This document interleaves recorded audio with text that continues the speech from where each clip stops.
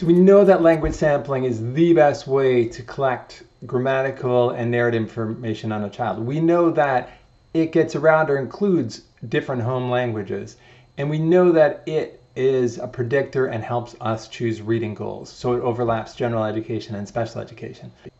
The question is, what is the best way to collect a language sample? What do we use? What's been borne out in the research to be effective, and how do we actually get this information? So I'm going to talk about the 3 primary ways to collect a language sample. Number 1, a conversational sample. So a conversation lets us know a ton about the child's language. We could sit and have a conversation, record it, ask them about their day, ask them about past, present, future, what's going on in the classroom. Sometimes they're limited if the child's a little bit chatty or nervous with you or doesn't necessarily like talking with adults. But overall, it points out more of the pragmatic things that might be missed during a language sample that uses a book. So for example, are they taking turns? Are you having to prompt them? Are their utterances short or long? So gathering a conversational samples, valid, but in terms of making academic goals through that, it should just be part of an evaluation. Number 2, wordless picture book, and with emphasis on wordless. So we want to use a book, if we're using a storybook, that doesn't have any text with it, because a child that is younger might be intimidated, thinking that they're expected to read. A child that's first, second, third grade might drop the story and just try reading because that's habitually what they're supposed to do. So a wordless picture book is necessary for them to go through and tell the story, so you're getting a true sense of their story and not their reading abilities. The good news is we put together an essay on 25 of the most popular wordless picture books, and you can go there and find the books that are in your library or you probably might already own.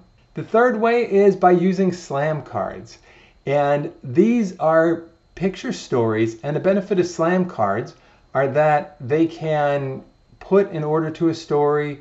They exist in multiple languages, and we can have a child tell the story, and then there's questions that are available which immediately let us probe receptive language. Downfall of the slam cards is typically there's 6 images, and the child might not produce enough of a story. So typically we want between 100 and 300 words. So you may have to do a longer story or multiple slam cards to get a proper language sample.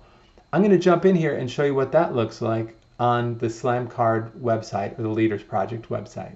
I'm on the Leaders Project website, and you can see we got slam cards, and you can just Google this and you'll be taken right here. They have all their stories laid out. You click on a story, you come down, you can find the story in many languages that the child is speaking, comprehension questions. But basically you're going to ask them to tell the story based on these pictures, and then they give you prompts for questions to ask afterwards and prompts in other languages if you have a parent or someone else that you're doing this story in the second language. So that's it. Use a conversation, use a wordless picture book, or use the slam cards, knowing that what you want out of it is a full picture of the child's communication. You can do these on your own, or all of them can be used easily inside the EvaluBox language sampling tool. You basically have the child speak and you hit record. What they say is transcribed. You walk through to see which components exist, and then you print up a report.